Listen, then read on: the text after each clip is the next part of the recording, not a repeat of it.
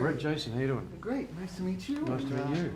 So I'm, on behalf of Universal, the generic guy for all the people who can't be here, so sorry to ask you all the generic questions. Okay, good. Brent, you want to slide that for me? Perfect, I'm Brett Levison, Universal Generic Crew. Nobody cares about that camera. Anytime you're ready. Perfect.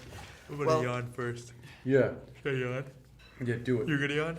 No, I'm not. Okay, I'm holding it. here we go. Bring it all in, it's all contagious. Yeah. It's gonna happen, don't fight it. So, what an incredible movie. So thank Yep. you very much for being a part of it. And I had the chance to work with Walt in the past, and I know how intensely he can push his actors and push everybody. And I know that you guys were on location and making all this stuff happen in the elements.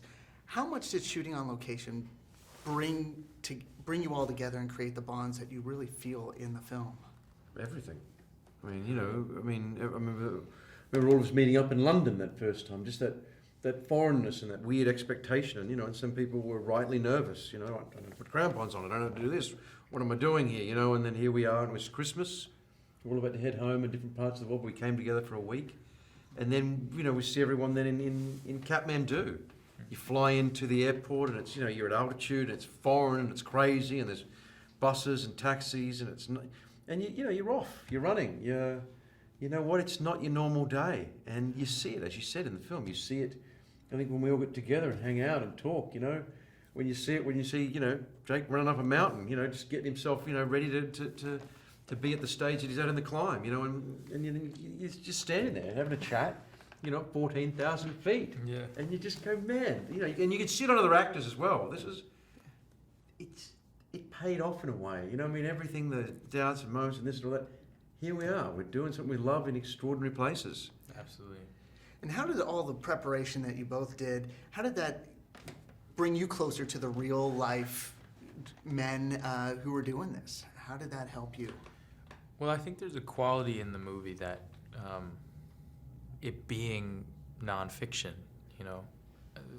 there's a responsibility to the situation and to those who were left behind and to those who experienced the actual expedition and all the things that happened on it. And I think that, that sort of loomed over us while we were making the movie. I think, particularly, I think for the main characters throughout the story, there was a specificity as to the reasons why they made the choices, because I think we all wanted to portray the characters as they were. So we're all good men and women, and stories tend to have sort of an antagonist and a protagonist just because you need tension. And in the case of this movie, I speak for myself, someone like Scott Fisher, in the past stories told about this, has been made into sort of an antagonist, and in fact he wasn't that at all. And what I think is interesting about this was people were trying to find a motivation as to why these guys went as hard and as far as they did in reality.